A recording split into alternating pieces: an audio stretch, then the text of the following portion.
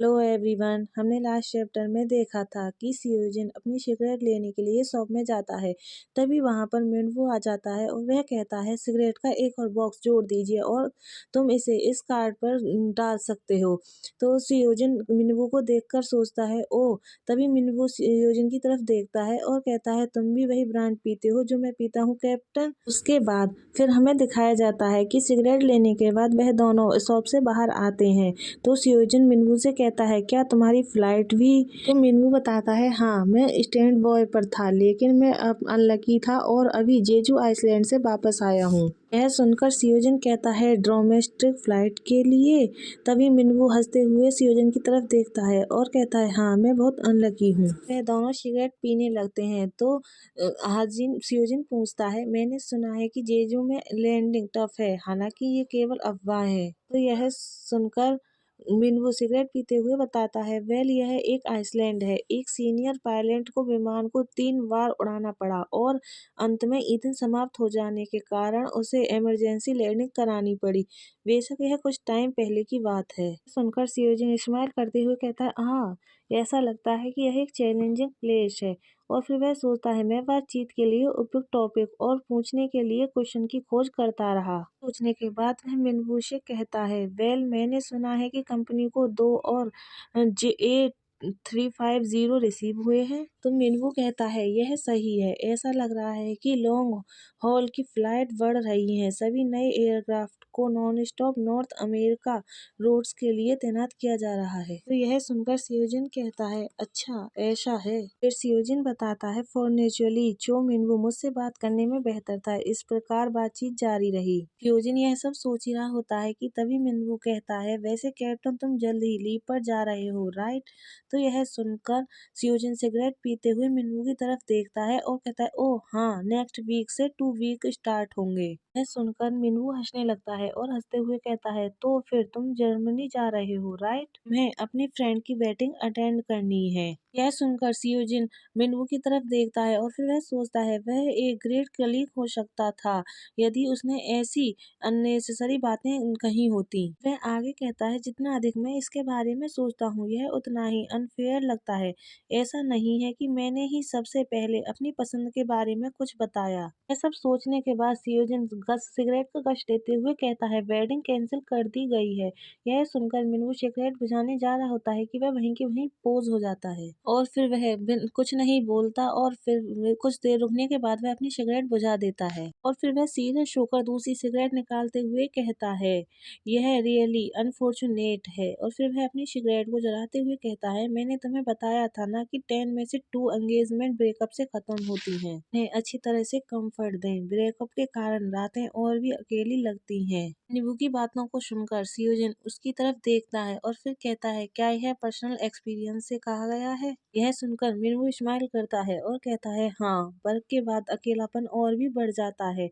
तुम एंड में सिगरेट खरीदने के लिए दूर स्थित एक कन्वेंशन स्टोर पर चले जाते हैं। यह सुनकर सियोजिन कुछ भी नहीं कहता और फिर वह बड़े ध्यान से मिनवू की तरफ देखने लगता है और फिर वह अपनी सिगरेट को बुझाते हुए कहता है यह अनुचित होगा लेकिन मैं फिर भी पूछूंगा। सुनकर मिनवू सिगरेट पीते हुए उसकी तरफ देखता है तो सियोजिन अपने दोनों हाथों को पॉकेट में डालते हुए कहता है क्या तुम मुझ में इंटरेस्ट रखते हो। यह सुनकर मिनवू स्माइल करता है और कहता है यह एक ट्रिकी क्वेश्चन है। यदि मैं हाँ कहूँ तो मुझे लगता है कि तुम मुझे अवॉइड करने के लिए एचआर से रिक्वेस्ट करोगे। अगर मैं नहीं कहूँ तो शायद मुझे इस दूसरा मौका कभी नहीं मिलेगा। फिर वह बड़े ध्यान से सियोजिन की तरफ देखता है और कहता है लेकिन अगर मैं कहूँ कि मैं हूँ तो तुम क्या करोगे। यह सुनकर सियोजिन सोचता है मेरे प्रति उसकी जो भी फीलिंग थी वे अप्रशासनिक थी।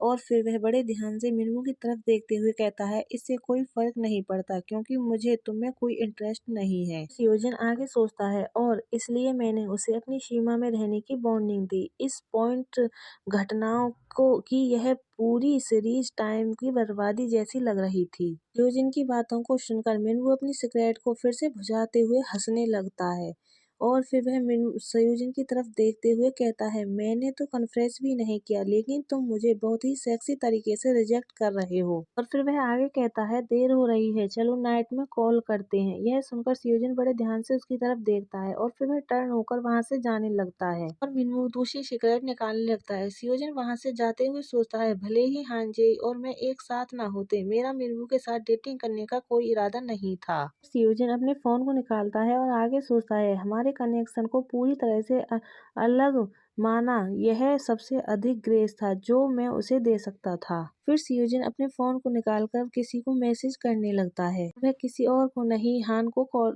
मैसेज करता है कि मुझे कॉल करो। सीन शिफ्ट होता है और हमें सयोजिन के रूम का सीन दिखाया जाता है जहाँ पर वह हान से बातें कर रहा होता है।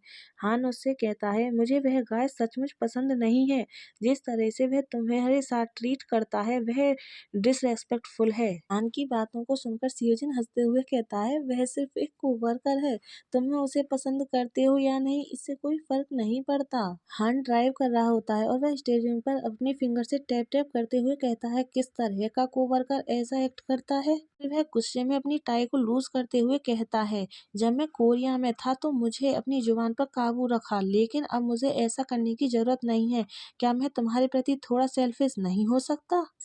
हान गुस्से में आगे कहता है, मैंने आज अपनी जॉब छोड़ दी, मैं अब तुम्हारा फ्रेंड नहीं रह सकता। क्या तुम सुन रहे हो, मैंने कहा कि हमें फ्रेंड बनना बंद कर देना चाहिए। हान को इस तरह से जेलिश होते हुए देखकर सयोजिन जोर जोर से हंसने लगता है। सयोजिन को इस तरह से हंसते हुए देखकर हान आगे कहता है, वैसे भी मैं नहीं चाहूंगा कि तुम उसके बहुत क्लोज जाओ।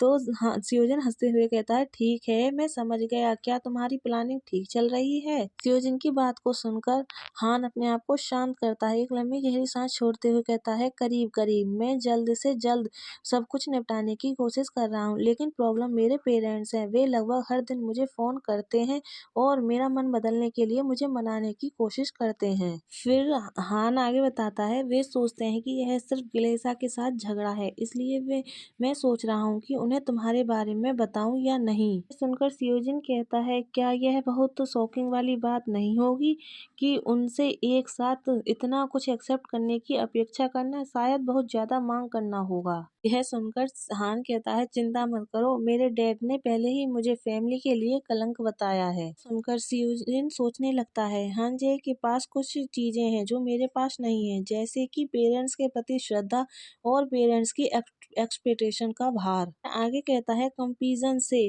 सिम्टज फैमिली के साथ मेरे रिलेशनशिप अपेक्षाकृत सरल हैं। हमारे बीच जो शेष है वह उनके प्रति ग्रेटिट्यूड का भाव है, जिस तरह से उन्होंने मुझे बड़ा किया। यह सब सोचकर सयोजिन सैड हो जाता है और फिर वह अपने पास बराबर में रखे हुए कैलेंडर को उठाते हुए आगे सोचता है, क्योंकि मैं उनका ऋणी हूँ, इसलिए जब भी उन्हें मेरी आवश्यकता होगी मुझे एक फैमिली मेंबर के रूप में उनके पास पहुंचना होगा। फिर वह कैलेंडर में उसने 23 डेट को फैमिली गैदरिंग को कोष्टक किया होता है और वह आगे कहता है, इसलिए मुझे इस अपकमिंग सिम्टिश फैमिली गैदरिंग को अटेंड करना होगा जहां उनके सभी रिलेटिव मौजूद होंगे। सयोजिन यह सब सोच ही रहा होता है कि तभी हान कहता है, ट्यूसडे को तुम्हारी फ्लाइट का टाइम क्या है। यह सुनकर सयोजिन अपनी सोच से बाहर आता है और वह कहता है, मैं लंच के बाद लैंड करूंगा। यह सुनकर हान कहता है, तब हमारे पास एक साथ ज्यादा टाइम नहीं होगा। यह सुनकर सयोजिन ब्लश करने लगता है। फिर वह अपने फेस पर हाथ रखते हुए कहता है, 15 साल तक मेरे साथ रहने के बाद तुम्हें यह कहने की हिम्मत मिली है। हान कहता है, बताया तो, मैं अब तुम्हारा फ्रेंड नहीं हूँ यहाँ। और फिर वह स्माइल करते हुए कहता है, यहाँ हर दिन टॉर्चर है, चीजों को सुलझाना भूल जाओ। यदि यह पहले होता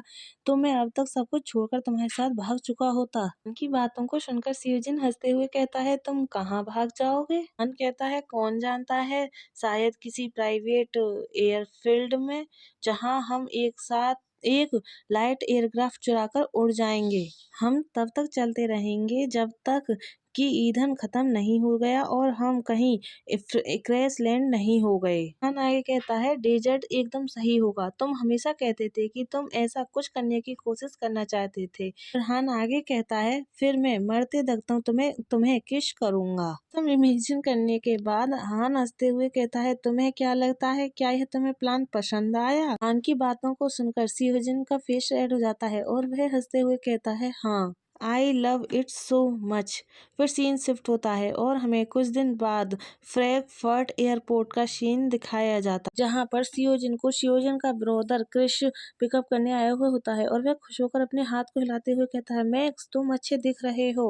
तो सियोजिन उसके क्लोज आता है और कहता है, रियली? तो मैक्स उसका लगेज लेते हुए कहता है, हाँ मैं तुम्हें पहचान नहीं पाया। और फिर वह खुश होकर सियोजिन के कान में विस्पर करते हुए कहता है, हे क्या तुमने सुना है जे की शादी के बारे में? क्या यह तुम्हारी वजह से है? यह सुनकर सियोजिन ब्लश करने लगता है और वह दूसरी तरफ देखते हुए कहता है, वेल चीजें ऐसे ही हुई। बोलकर सियोजिन वहां से जल्दी से जाने लगता है। तो यह सुनकर क्रिश बहुत खुश हो जाता है और वह खुशी में चिल्लाते हुए कहता है, सच में? तो तुम कह रहे हो कि शादी तुम्हारी वजह से कैंसिल हुई? तो क्या तुम लोग डेटिंग कर रहे हो? यह सब क्रिश इतनी जोर से बोलता है कि सब आसपास उसकी तरफ देखने लगते हैं। कर सियोजिन ब्लश करने लगता है और वह शर्माते हुए जल्दी जल्दी वहां से जाने लगता है। तो मैक्स उसकी तरफ देखते हुए कहता है, इतना शांत क्यों हो मैक्स? तो सियोजिन शर्मा कर दूसरी तरफ देखता है और वह कहता है, उसका फेस रेड हो जाता है और वह कहता है, हाँ मुझे लगता है कि हम एक रिलेशनशिप में हैं। यह सुनकर मैक्स क्रिश खुश हो जाता है और कहता है, तुम झूठ नहीं बोल रहे हो है ना मैक्स? मैं तुम्हारा नंबर 1 सपोर्टर हूँ। सुनकर हाँ, सियोजिन कहता है, तो बाद में मैं लंच के लिए मुझे अपनी कार उधार दे दो, मैं जेई से मिल रहा हूँ।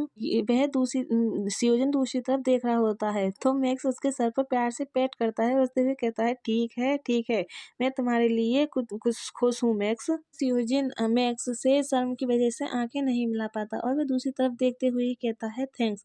गाइस हमारा चैप्टर यहीं लास्ट होता है। आई होप आप सब लोगों को पसंद आया होगा। पसंद आया हो तो लाइक सब्सक्राइब कमेंट करें।